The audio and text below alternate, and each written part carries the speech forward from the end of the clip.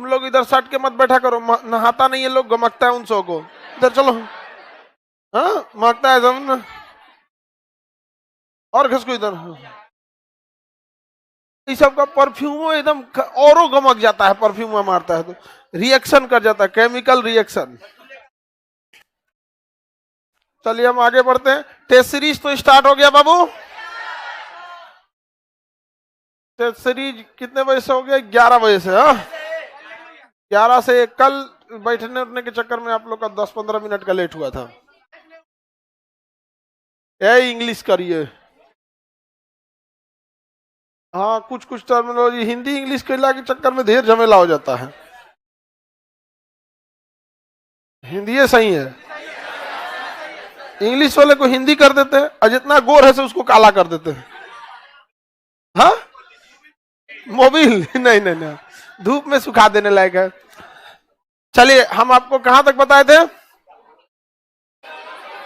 सूफी भक्ति तक पढ़ा दिए थे। आपको हम पढ़ाए थे चिश्ती संप्रदाय और फिरदौसी संप्रदाय, पढ़ा दिए थे ना लाइव में सब लोग को। Good morning. चलिए हम आगे बढ़ते हैं। हाँ चलिए देखिए ध्यान से। दरोगा भाई शाम को 6 बजे से तो स्टार्ट हो गया बाबू,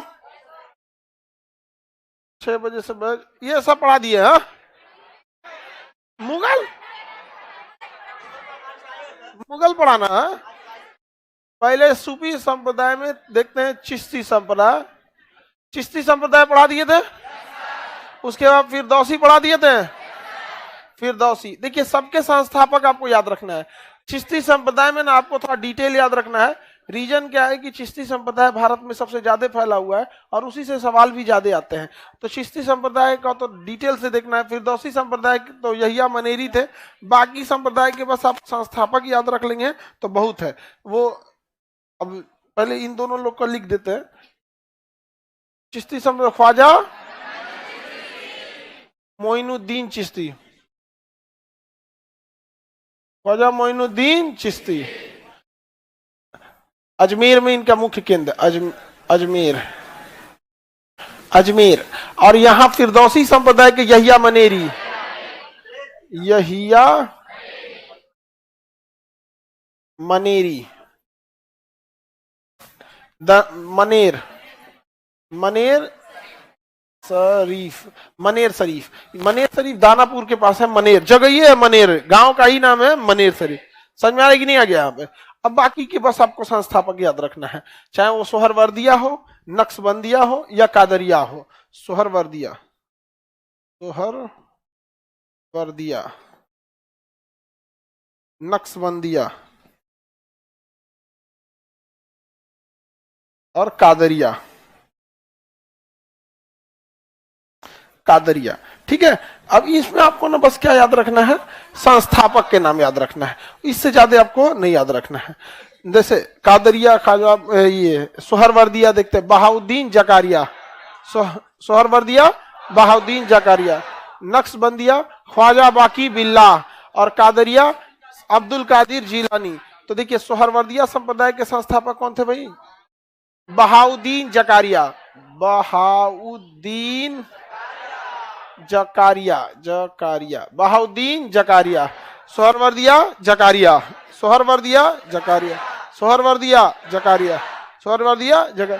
फिरदौसी तो भूलना नहीं बाबू तुम लोग, खास करके लाइन ऑनलाइन वाले लोग तो आप ऑनलाइन में कहीं हर स्टेट के लड़के विद्यार्थी रहते हैं।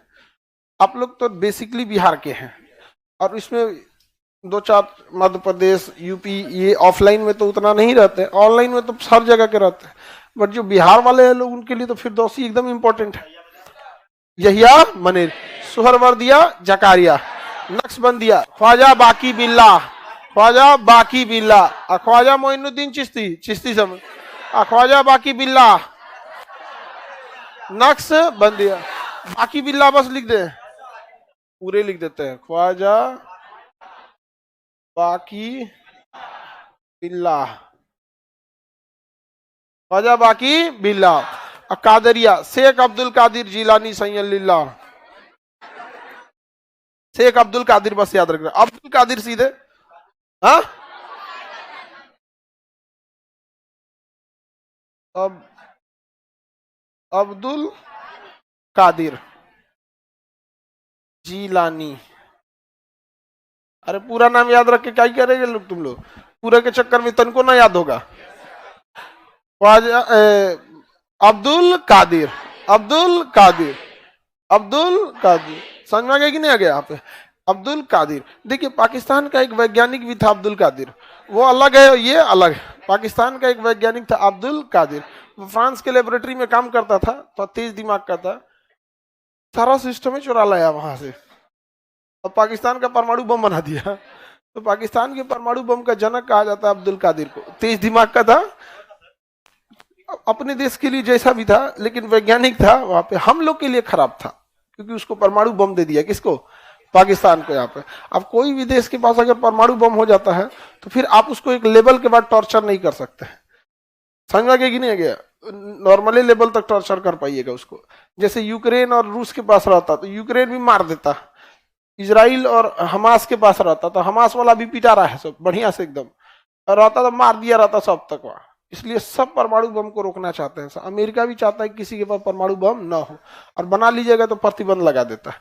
तो अब्दुल कादिर एक वैज्ञानिक थे, बट वो वाले वैज्ञानिक ये सूफी संत वाले वैज्ञानिक नहीं है। सूफी संत वाला लोग वैज्ञानिक कहाँ से बनेगा? धार्मिक आदमी अलग होता है, ये अलग होते हैं सब। किसी को कोई दिक्कत?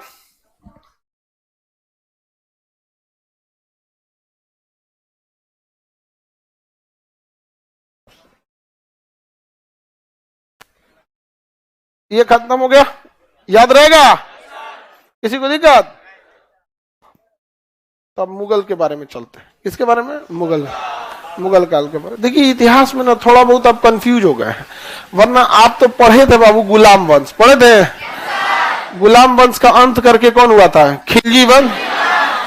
और खिलजी का अंत किया था तुगलक। कौन वंश? तुगलक वंश। तुगलक का अंत सैयद ने नहीं किया था, तैमूर ने किया था, और तैमूर को बुला के लाया था सैयद वंश। तो तुगलक के बाद सैयद वंश, सैयद वंश, सैयद के बाद लोदी वंश, और इब्राहिम लोदी को मारा था बाबर। कौन सा वंश? मुगल वंश। कौन सा वंश? मुगल वंश, मुगल वंश।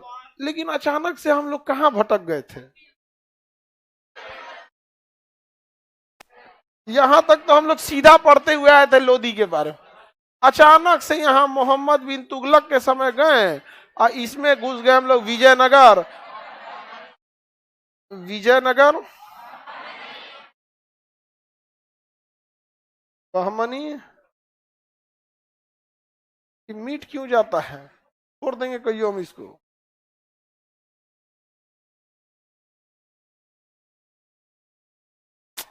लिख तो मिट जाता है कभी कभी। सबसे ज्यादा हमको गुस्सा अगर किसी चीज पे लगता है ना, जिसका जो काम है अगर उसको वो नहीं आता है। नहीं मतलब समझो ध्यान से, जिसका जो काम है, जैसे अब कोई खाना बनाया तो तुम्हें अच्छा बनाने आता है तो ही बनाओ, नहीं आता है मते बनाओ, चाहे सीखो। अब जैसे इसका काम है लिखना, लिख रहे हैं मिट जा रहा है। अरे लिखने के लिए राइटिंग कूट पटांगे उस अलग, मुचना तो नहीं चाहिए ना, मिट जा रहा है यहाँ पे।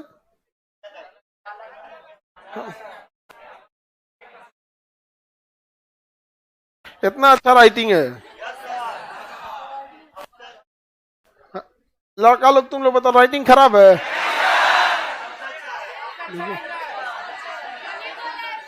लड़की सब भी खराब थोड़ी बोलती, बताओ राइटिंग खराब है?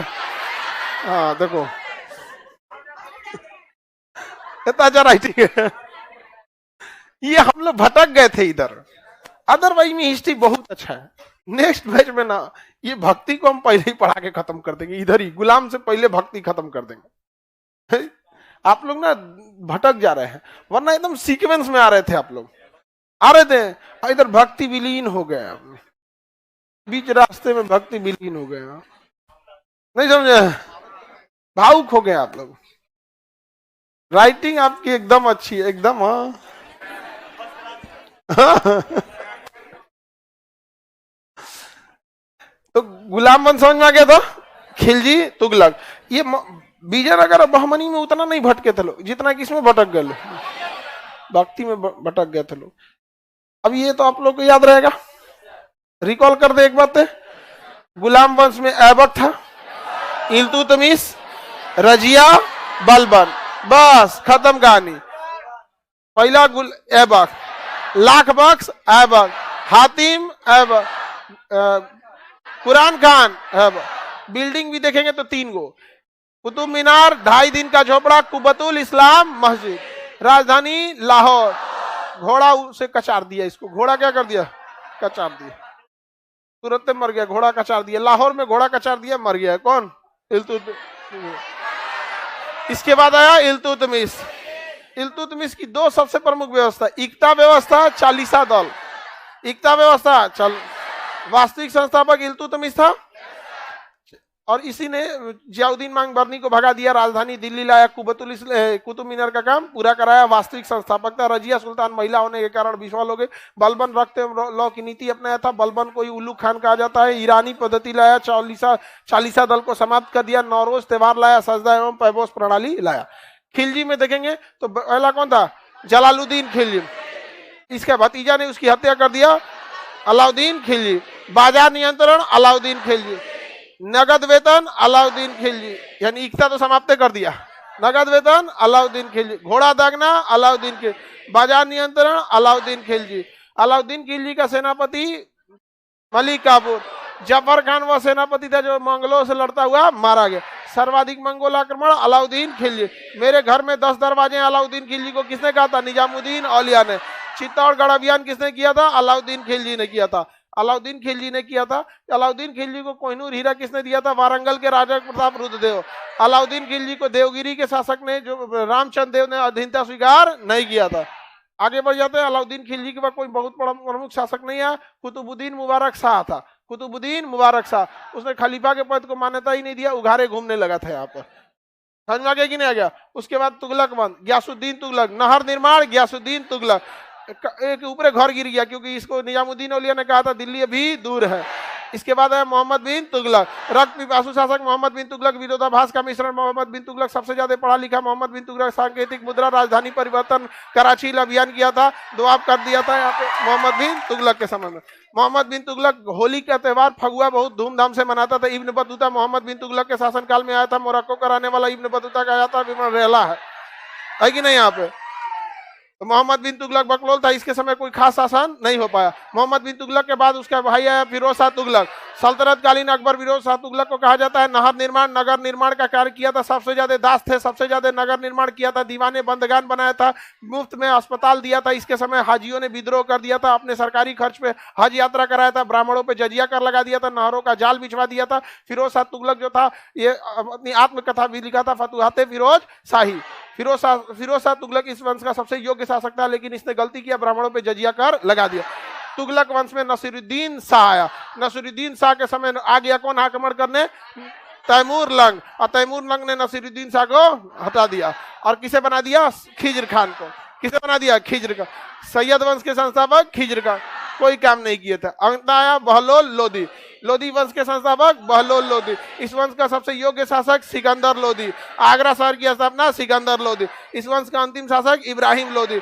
इब्राहिम लोदी को राणा सांगा हराने की कोशिश किए थे, खतौली के युद्ध में हरा भी दिए थे, लेकिन राणा सांगा कंप्लीटली इब्राहिम लोदी को नहीं हरा पाता। इसलिए राणा सांगा और इब्राहिम लोदी का भाई चाचा आलम खान लोदी बाबर को बुला लाए। अब बाबर ने मार दिया किसको, इब्राहिम लोदी को। और कौन सा वंश आ गया, अब पढ़ना है मुगल वंश, बाबर हो गया। ये सब कौन भाषा में बोल रहे थे, इंटू 2 बोल रहे थे। इंटू 2 सही रहता है, आप इंटू 2 बोलते रहिए कि अब वही सही रहता है। चलिए अब आगे बढ़ते, रिवीजन करते रहेंगे लोग, कोई दिक्कत नहीं आता है यहाँ पे। समझ में आया। हम आपको पहले भी बोले थे कि एक वंश के लिए 30 से 40 सेकंड रखिए, बहुत हो गया। 40 सेकंड के अंदर अंदर खूब से खूब आप लोग ले लीजिए तो 2 मिनट गुलाम वंश निपटाइए। आई जो अकलेल बकलेल शासक थोड़ी पूछेगा, रजिया में काम खत्म, महिला होने के कारण विफल हो गई, नहीं समझ आ गया। बाकी तो डिटेल आपको पता है, पहले किसे फसल थी, बाद में क्या हो गया।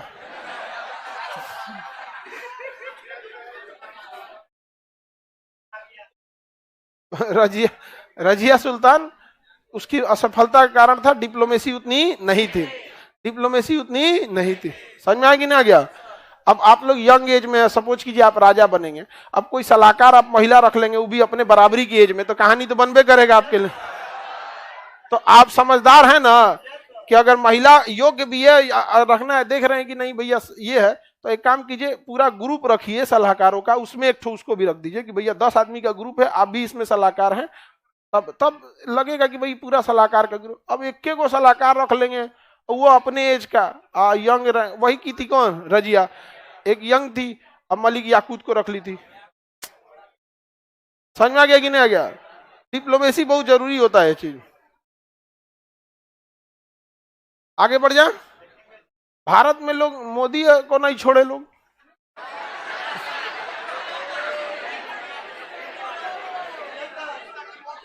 जब हाँ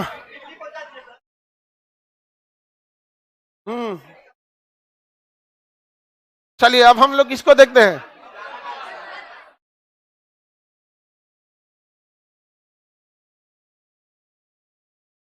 टेस्ट सीरीज में डिस्काउंट मिलेगा। अब कितना डिस्काउंट चाहिए? 100 रुपये है, इससे कम क्या ही चाहिए बाबू आप लोग को। उसमें आपको 18% जीएसटी देना होता है, 30% इनकम टैक्स, गया 50। अब कौन सी चाहते हो? जीएसटी आपको देना होता है, हम आपका बदला देते हैं। रूल क्या होता है जीएसटी का? ऐसे जैसे मान के चलिए हमारी फी है ना 100, तो ऐसे होना चाहिए, फी 100 और जीएसटी 18%, तो टोटल क्या होना चाहिए? तो 118। और होटल में देखिएगा ना, आपको कहीं पे भी ऐसा ही लिखा होता है, ये प्राइस हो गया, ये आपका टैक्स हो गया। हम लोग ये नहीं लेते हैं, कहते हैं कि आप लोग तो खुदे अभी बेरोजगार हैं, लोग पढ़ने लिखने हैं, लोग कहते हैं नहीं इतने दे दो, हम ही इसमें से दे देंगे। नहीं समझे? और दूसरा क्या चीज है, एगो पीछे से चिल्ला रहा फ्री।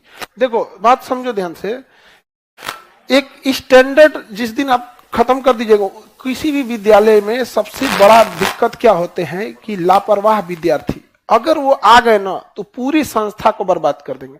आईआईटी इतनी बड़ी संस्था है, अगर वो आईआईटी संस्था या एम्स जो है इतनी बड़ी संस्था है, अगर गलती से भी वो एंट्रेंस एग्जाम में थोड़ा भी लापरवाही किया ना, 1 साल के अंदर बर्बाद कर देगा सी नॉर्मल स्टूडेंट सब। वो स्टैंडर्ड अलग होता है, वो माइंडसेट अलग होता है उनका। एकदम क्रीम स्टूडेंट को ले लेते हैं, वहां पता है कि स्टूडेंट सब वहां 60% मेहनत स्टूडेंट करते हैं, 40% टीचर करते हैं। अब बाकी जो जगह होते हैं, जैसे आप लोग अभी आए ना, गलती क्या करेंगे 100% आप भरोसे आएगा, अरे खान साहब तो पढ़ाई देंगे। बाबू तुम लोग बीच बीच में कचर कचर, पड़ोसी वाला कौन था इधर यहाँ पे? ये चाचा वाला है सही में वो चाचा वाला है। कहाँ था वो? अरे उसको खोजो, चिन्हित करो, पहचान करो, कहाँ था? ओहो, हाँ, ये सबको अलग रखने लायक है एक साइड में। समझ में आ गया कि नहीं? चलिए आप ध्यान से देखते हैं।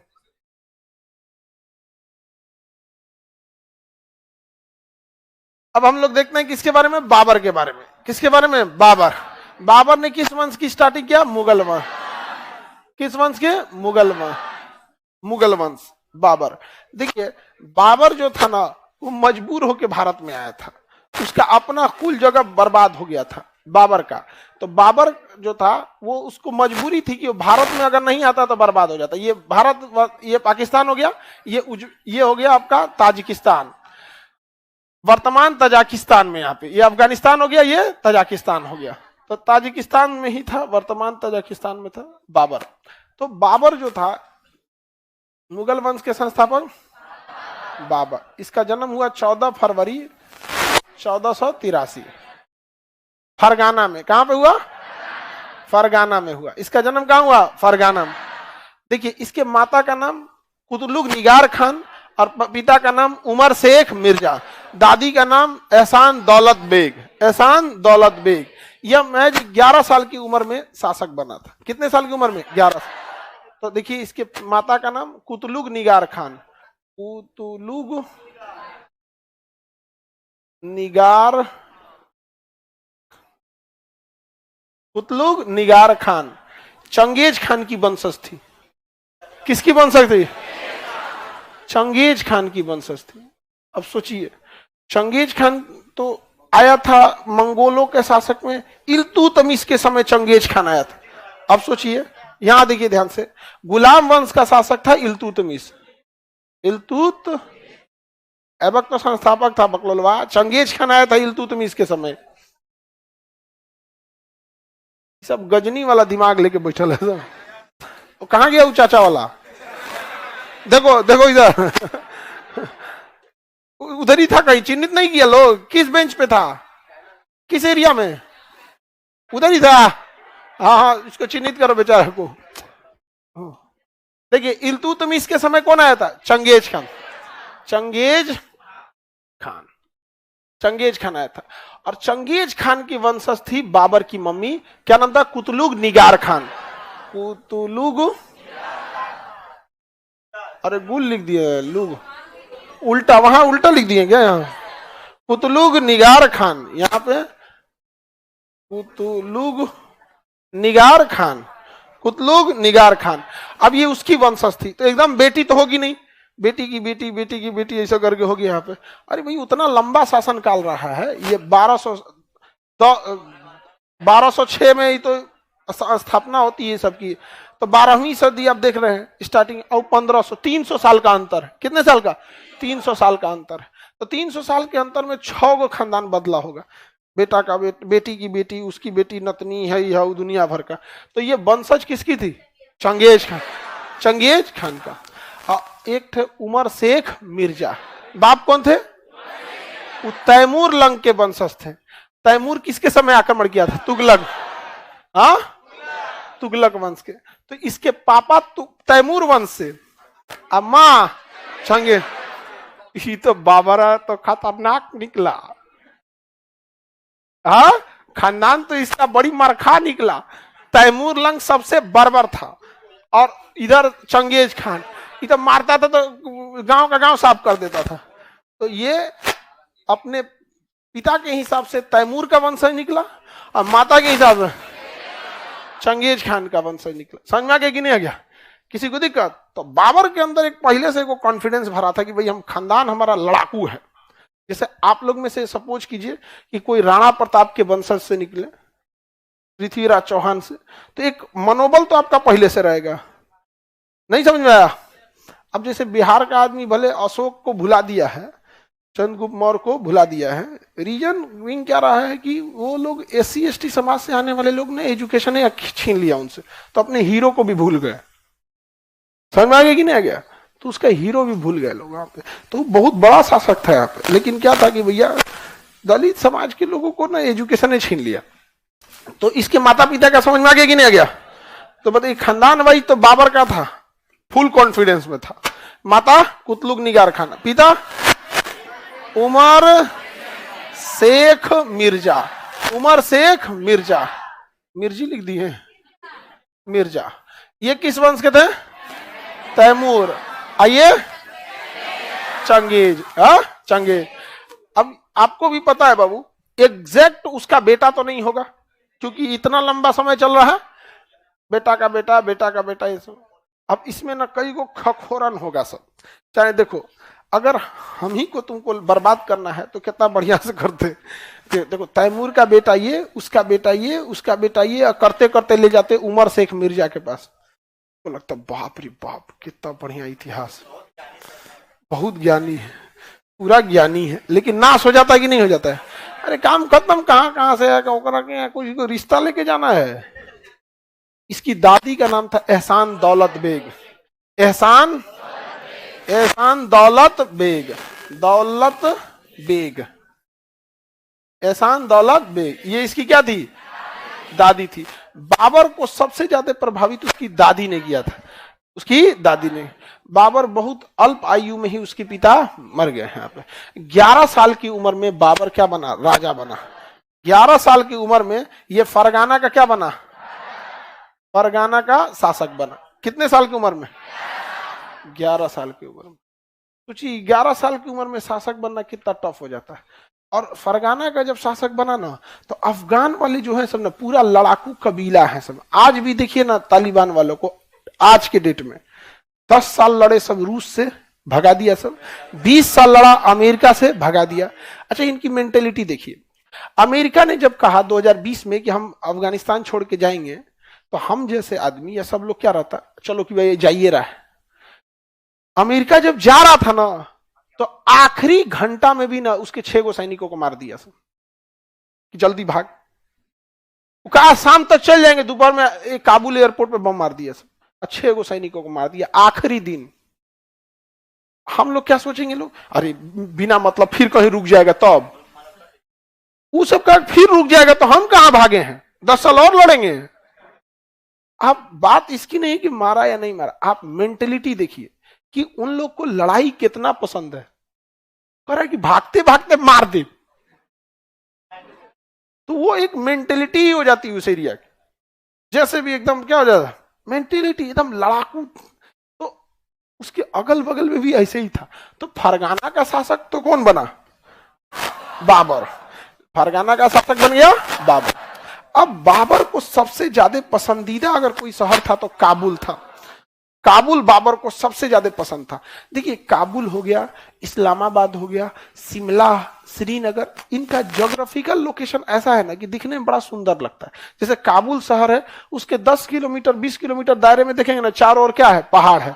तो मतलब 20-25 किलोमीटर का एरिया खाली है और उसके बाद क्या है, पहाड़ है। तो एकदम पहाड़ के बीच में दिखेगा। इस्लामाबाद भी वैसे ही दिखता है। आप शिमला देखिए, श्रीनगर देखिए, तो पहाड़ी एरिया की वजह से काफी सुंदर दिखता है। अब जैसे देहरादून है, बहुत अच्छा शहर है, चंडीगढ़, तो वैसे ना काबुल उसको बहुत पसंद था। लेकिन ये काबुल पे कब्जा कैसे करे, क्योंकि सबका सब उधर खतरनाके बैठा था सर। तो इसने फरगाना से ना इसने समरकंद की ओर आक्रमण किया। किधर गया, समरकंद। क्या जीता, समरकंद। समरकंद जीता और 8 महीना तक कब्जा कर पाया। समझ में गया, 8 महीना से ज्यादा समरकंद पे कब्जा नहीं कर पाए। रीजन क्या था, समरकंद के बाद ये सोचा कि हम क्या कब्जा कर ले, काबुल। क्या कब्जा करें, काबुल कब्जा करें। तो जैसे ये काबुल कब्जा करने के लिए आया ना, समरकंद हाथ से निकल गया। समरकंद हाथ से निकल गया, तो ये गया काबुल से समरकंद दोबारा कब्जा करने के लिए। तो इधर से काबुल निकल गया।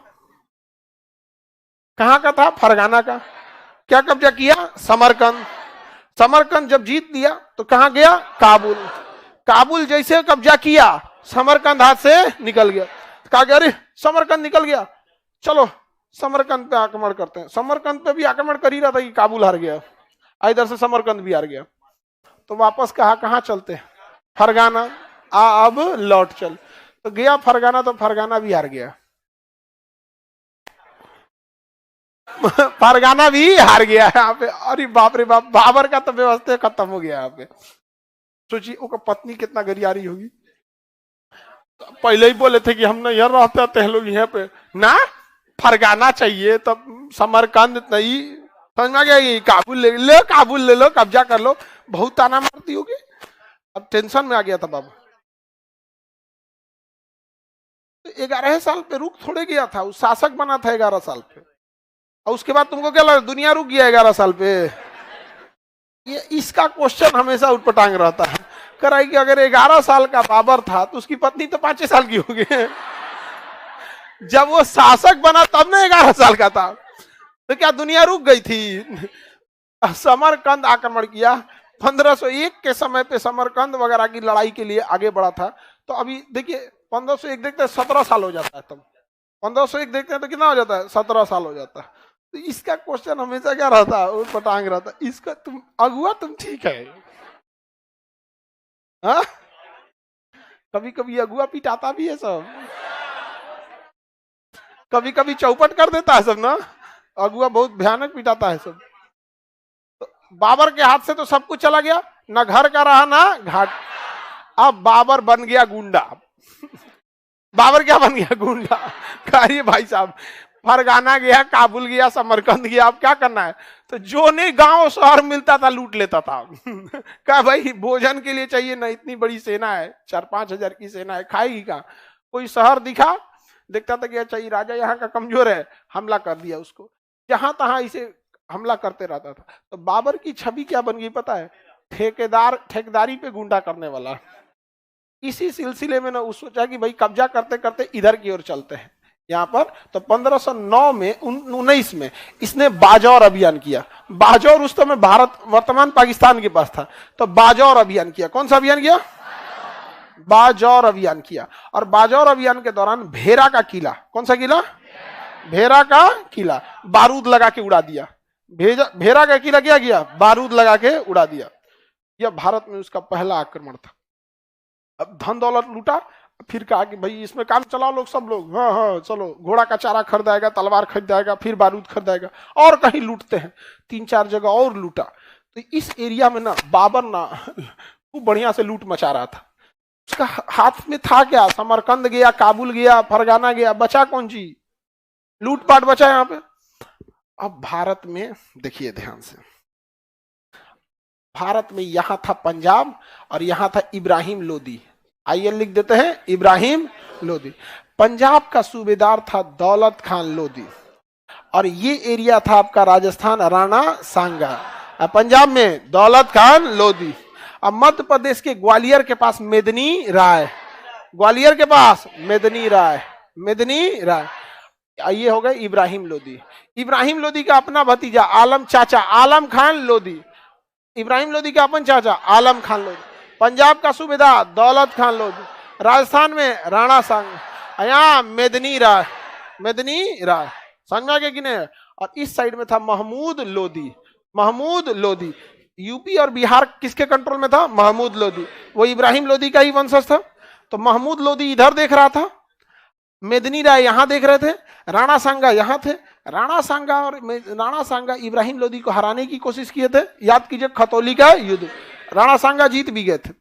ये दौलत खान लोदी, जब बाबर यहाँ तहलका मचा रहा था, लूटपाट मचा रहा था ना, तो देखा कि तरीका भेरा का किला तो गिर ही नहीं सकता था। अब भेरा का किला ये आधे घंटा में गिरा दिया। तो पता चला उस पहले किला कैसे गिराता था। बाहुबली में कैसे बड़का लाठी लेके आता था, बड़का एगो पेड़े काट के ले आता था सब, धम ढम ढकेलता था सब। यहाँ पे नहीं देखते थे, कटप्पा इसे रोका रहता था, हाथ लगा के रोक रहे, हाँ लकड़ी तूर के बनी लेता मोटका यहाँ पे। और उधर आओ शिवगामी देवी जो थी, बड़का टीका लगा के अपने शाबाश भल्ला नहीं, उस शिवगामी देवी का हस्बैंड रहता है, वो करे वजह से शिवगामी पगलाई रहती है। नहीं समझा? शिवगामी उतना खतरनाक रहती है, वही तुड़ी थी क्या? एक हाथ लगता है, सही बोल रहा है, शिवगामी है तुरी होगी उसका एक बार।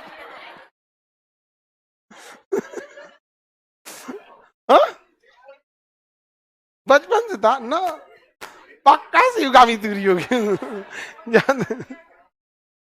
कमजोर था तो तुर दी। देखो जस्टिफाई कर रही है सब। चलिए अब आगे समझते हैं। सर आप फिल्म कब देखते हैं? फिल्म हम 2-4 गो, मतलब ऐसे तो क्लाइमेक्स होता है 15 मिनट में खत्म हो जाता है। कोई भी फिल्म जो होता है 15 मिनट में उसका मतलब उसका स्टोरी टेलिंग जो होता है ना, यहाँ पे 15 मिनट में खत्म हो जाता है। और उसको हम इंटू 2 करते हैं, 7 से 8 मिनट में फिल्म खत्म। इतना 2 घंटा कौन टाइम लगाएगा उसमें? टोटल डिटेल से उसमें दिया रहता है ना क्लाइमेक्स में, मेन चीज। चलिए अब आगे बढ़े। देखिए तो ये सारा तांडव हो रहा था, तो कौन देख रहा था? दौलत खान लोदी।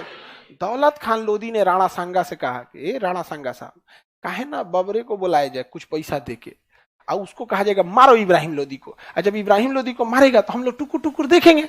अब बाबर जो है ना, बाबर ये कुछ करता होता नहीं है, मारता है, पैसा लेके चल जाता है। हम देखें इसको बाजौर अभियान में 1529 में। ये क्या लिखे हैं जो देखो ना ध्यान से, ये जो लिखे हैं यही है 1519, 1519, ठीक ना? तो देख कहा कि देखिए ऐसे मारा, पैसा लिया चल गया। फिर एक जगह दूसरी जगह मारा, वो पैसा लिया चल गया। हम 4 युद्ध देखे हैं बाबर का, ये मारता है पैसा लेके चल जाता है। चलिए दौलत खान लोदी कहा राणा सांगा साहब एक काम करते हैं, हम लोग इसको बुलाते हैं। तो इसका भतीजा था आलम खान लोदी। आलम खान लोदी चाचा था, चाचा आलम खान लोदी, पंजाब का सूबेदार दौलत खान लोदी, और इधर से राणा सांगा। ये तीनों लोगों ने कहा किसको? बाबर को, कि बाबर और भी लूटना है। कहा कि 4-4 बार लूटे हैं। पहला तो बाजौरे लूटे थे, कह रहा था भेरा का किला सुरक्षित है, मारे बारूद लगा के उड़ा दिए। कहा कि सुनो, पैसा तो रख ले इब्राहिम लोदी, आओ मारो इसको भी। क्योंकि बाबर पहले से 4 बार भारत में ऐसे ही आक्रमण किया था कि मारता था, पैसा लेके चल जाता था। तो इन लोगों ने भी जो सुपारी दिया ना बाबर को, गलत सुपारी नहीं दिया था, क्योंकि उसका लक्षण ऐसा था। 4 बार यही किया था, मारता था लेके चल जाते थे। इन्होंने सुपारी दिया किसको? बाबर को। कहां पे? बाबर को।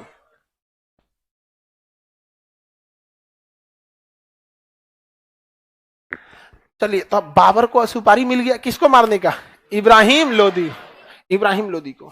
और बाबर जब इब्राहिम लोदी को मारने आया तो पानीपत की लड़ाई बाबर का 5वां लड़ाई था भारत में। इससे पहले वो 4 लड़ाई लड़ चुका था, और चारों में क्या किया था? मारा था, पैसा लिया था, चल गया था।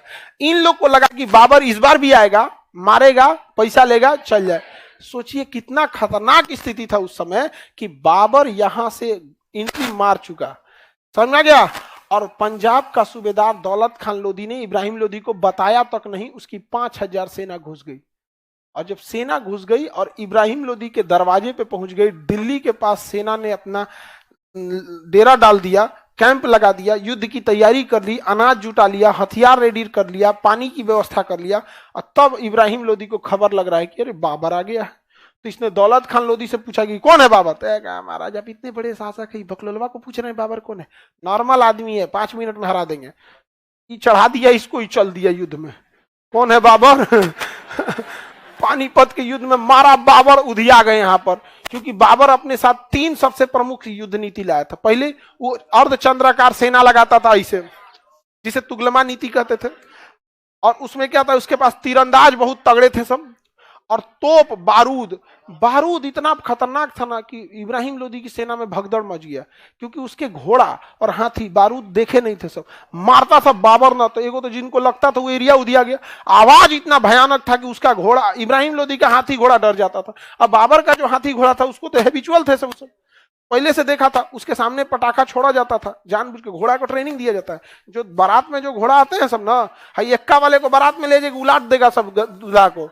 क्यों? कभी इज्जत देखा ही नहीं है सब घोड़ा सब, समझा क्या? बारात वाले घोड़वान सबका भी बड़ा इज्जत होता है यहाँ पे। तो उसको देखिएगा तो खाए पिए में लग जाएगा यहाँ पे। लेगा दूल्हा को बैठाया, उन्हें देखेगा अरे बफर सिस्टम लागल, अरे लेके चल दिया यहाँ पे, नहीं समझे? दलिद्दर घोड़ा थोड़े लगता है उसमें। और उसको घोड़ा को ना शहनाई सुनाया जाता है खाली टाइम में, घोड़ा को बांध के और उसके सामने रूम में ले जाकर शहनाई बजाया जाता है, पो पो पो पो पो पो दुनिया में। तो घोड़वा एकदम पहले दिमाग खराब होता है, लेकिन उसको 10 दिन तक लगातार 15 दिन तक शहनाई सुनाया जाता है, डीजे बजाया जाता है, पटाखा छोड़ा जाता है जानबूझ के उसके बाद, ताकि वो हैबिचुअल हो जाए। समझ में आ गया कि नहीं? इब्राहिम लोदी का घोड़ा पूरा गधा था, वो डर गया, मारा बारूद, बाबर उधिया दिया पूरी तरह से। तुगलमा युद्ध नीति पर किया, और तोप बिछाने की रूमी प्रणाली, सेना बिछाने की तुगलमा नीति और तोप बिछाने की रूमी प्रणाली, उधिया दिया इब्राहिम लोदी को। इब्राहिम लोदी तैयारी के साथ आया ही नहीं था, क्योंकि दौलत खान लोदी ने कहा था नॉर्मल है यहाँ पे। और यहाँ गए और इब्राहिम लोदी मरा गए, इब्राहिम लोदी मरा गए। और इसने इतना धन दौलत लूटा कि काबुल के हर एक नागरिकों को 1-1 चांदी का सिक्का दिया, और कहा कि दिल्ली ठीक जगह है, देखिए ना यहाँ कोई पहाड़ वाला है ये नहीं है, यहाँ कहीं भी हम लोग रह सकते हैं, पानी का भी दिक्कत नहीं है, यमुना नदी है यहाँ पे, अच्छा जगह है यहाँ पे। तो हम सोचते हैं ना कि यहीं रहने लायक है। अब राणा सांगा कहे का हो दौलत खान लोदी, ये तो यहीं रहने के लिए विचार बना रहा है। तो राणा सांगा कहे किससे? बाबर से, कि तुम्हारा धन दौलत हो गया, पैसा वैसा लूट लिया, अब निकलो यहां से, निकलो। तू कर ना जी, तो क्या कर, तू क्या कर लोगे? बाबर जो था राजा था, वो अपने आप को कमजोर नहीं दिखाना चाहता था, जबकि बाबर की मजबूरी थी। समझा गया? बाबर की मजबूरी क्या थी? वो जाता कहां? फरगाना, समरकंद। फरगाना में सही बोलता है, पत्नी मारती उसको, फरगाना में नहीं पिटाता जी, ओकरो हाथ तोड़ दी थी शिवगामी ने भी हाथ तोड़ दी थी उसका। आगे बढ़ जाए। अब उसने कह दिया कि हम यहीं रहना चाहते हैं। अब राणा सांगा एकदम गुस्सिया गए, कहा कि गलत बात है। दौलत खान लोधी बर्बाद करो इसको। दौलत खान कहा कि हम देख लिए इसको, नहीं मार पाएंगे हम इसको। अरे महाराज बहुत खतरनाक है, तू कौन ची को तो पैसा रख ले हो, मैं कुछ घैली ऐसा सामान भरता है, माचिस मारता है, धाए दे दिया जाता है, हम ना लड़ेंगे। राणा सांगा ने कहा, आलम खान लोधी कहा कि मालिक कमरों से ना हो तो पूरा जालिम है सब, ये सब मारता है ऐसा हाथी को, तो हाथी सहित आदमी उधिया जाता है। वो सब कंफ्यूज हो गया सब, यार ये कौन हथियार लाया है? भारत में तीर धनुष चलता था, तलवार चलता, तो हाथी को मारिएगा तो हाथी सहित उधिया जाएगी। वो सब देख लिया था सब। दौलत खान लोधी आदमी कहने, बाप रे हाथी आधा आधा टुकड़ा में बट गया जी, तो हल नहीं जाएगा। घोड़ा देखा तो भाग गया। कहा हाथी? घोड़वा तुरंत अपने उठवा जो उठा क्या करता है सब फेंक देता, भाग यहाँ से, छोटा का तुम मारा, हम भागते हैं इधर, यहाँ पे उलाट के उसको भाग गया यहाँ पे, भाग यहाँ से, देखता ही तोप लेके आया है यहाँ पे, हमरा मरवा देगा यहाँ पे घोड़ा सब, भागो यहाँ से। घोड़ा क्या हो गया? भाग गया। इब्राहिम लोधी की अपनी सेना में भगदड़ मच गई। तब राणा सांगा ने कहा मेदिनी राय से कि चलो हो मिल के मारल जाए, क्या करा? बाबर को। तो पानीपत के युद्ध में बाबर ने विचार रखा था इसका, भारत में रहने, लेकिन उसको भारत में रहना मजबूरी थी। इन लोग की बेवकूफी जो बुला के लाए थे लोग। अब बाबर को अगली लड़ाई लड़ने के लिए तैयार था। तो बाबर की सेना कहती है कि कब हम लोग को सुकून मिलेगा? जब से सेना में आए हैं, कभी समरकंद, कभी काबुल, कभी फरगाना, कभी बाजौर, कभी भेरा का किला, पानीपत की पहली लड़ाई, क्या शांति कभी मिलेगा? और राणा सांगा की सेना बहुत मजबूत थी और बहुत विशाल सेना थी। राणा सांगा की सेना क्या थी? मजबूत, और सेना बहुत विशाल थी यहाँ पर। तो राणा सांगा से लड़ना बड़ा मुश्किल था। और बाबर की सेना बाबर के सामने तो बोल नहीं रही थी कि नहीं लड़ पाएंगे, लेकिन बाबर जान गया था कि ये लड़ना नहीं चाह रहे हैं सब, और कमजोर पड़ गए सब। किससे? राणा सांगा। तो बाबर ने कहा ना कि अगर तुम युद्ध जीतोगे तो वादा करते हैं कि सैनिकों पे लगने वाला तमगा नामक टैक्स माफ कर देंगे। तमगा टैक्स लगता था सैनिकों पे, तमगा नामक टैक्स माफ कर देंगे। और बाबर भी डर गया था लड़ने से। किससे? राणा सांगा से। तो देखिएगा, आप लोग भी जब कभी एग्जाम से डर जाते हैं ना, तो भगवान के पास जाते होंगे, मन्नत मांगते हैं। कोनो कोनो कुछ कहता है कि पेड़ा चढ़ाएंगे, लड्डू चढ़ाएंगे, ये सब हाँ बाद में भूल जाता है। लिख लिया कर, खाता ही साहब गड़बड़ नहीं। तो उस समय कई बार, आजकल तो लड़का भी ऐसे, सर हमरा हो जाएगा तो से बतियाना छोड़ देंगे। ऐसे ना बोलता है सब, शराब छोड़ देंगे। तो बाबर भी टेंशन में था। कहा कि तो हम पानीपत की लड़ाई जीत गए, इब्राहिम लोधी तो कोनो काम का नहीं थी, तो राणा सांगा बड़ी खतरनाक आदमी है। अगर हम युद्ध जीत गए राणा सांगा से तो वादा करते हैं शराब पीना छोड़ देंगे, वादा करते हैं शराब पीना छोड़ देंगे। तो इसने कहा कि शराब पीना छोड़ देंगे।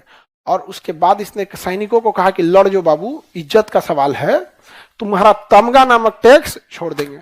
लेकिन उसके सैनिक सब जो थे सब ना, वो लड़ना नहीं चाहते थे। तो बाबर ने ना दिमाग लगाया, उसने कहा ना कि ये धर्म युद्ध है, धर्म युद्ध है, क्या तुम हार जाओगे? तुम अपना धर्म नहीं बचा सकते हो? याद रखिएगा, जब भी कोई बड़ा लीडर हारने लगता है तो उसके लिए सबसे सटीक रास्ता होता है धर्म का। आज जो राजनीति हमारे यहाँ देखते हैं, जाति धर्म, ये बाबर ने शुरू किया था। बाबर देखा कि इब्राहिम लोधी को हरा दिया सब, राणा सांगा से नहीं हरा पाया, तो कहा कि क्या मुंह दिखाओगे फरगाना के लोगों को कि दूसरे धर्म वाले से हार गए? तब तो उसके सैनिकों ने कहा कि ना, लड़ तो, तलवार निकाल, कहा जिहाद। क्या किया? जिहाद। तो जब भी कोई राजा लड़ा है, तो या जब वो हारने लगा है, तो देखा है कि अगर दोनों का धर्म अलग है तो सबसे पहला क्या किया है? धर्म का। आज बाबर की नीति को रिप्लाई मार रहा है। समझ में आ रहा है कि नहीं? है क्या? किसी राजनेता को कुछ बोल दीजिएगा, कहेगा हमारे पूरा धर्म की बेइज्जती है। हाँ, ये कोई बात है? ऐसा तो नहीं हो सकता यहाँ पे। अब जैसे कोई हमको बोल दिया तो इसका मतलब क्या पूरे खान बिरादरी, पूरे पठान की बेइज्जती है? उसका मतलब हम बीमार पड़े तो पूरे पठान को टेबलेट खिलाओ? ऐसा तो नहीं है यहाँ पे, ऐसा थोड़ी होना चाहिए। लेकिन ये बाबर की टैक्टिस थी। बाबर हार गया था, राणा सांगा से हार गया रहा था, उसकी सेना ही नहीं लड़ना चाह रही थी, मोटिवेशन ही खत्म हो गया था। तो पहले समझाया टैक्स नहीं लेंगे, फिर कहता है कि हम शराब पीना छोड़ देंगे। फिर कहा कि भाई देखो, बाबर की सेना ने समझाया अपनी सेना को, क्या मुंह दिखाओगे फरगाना जाके, इनसे हार गए। तब उसने कहा ना, हम युद्ध लड़ेंगे। तब लड़ा किससे? राणा सांगा से। किसे? राणा सांगा से। राणा सांगा को हरा दिया।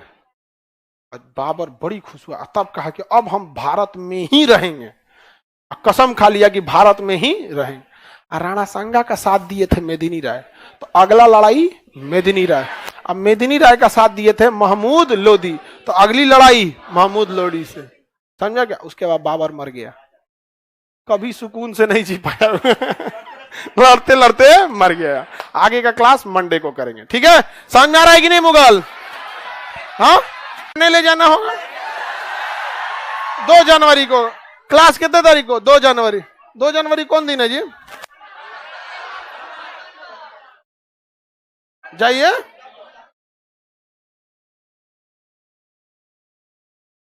दो जनवरी अगला क्लास 2 जनवरी को।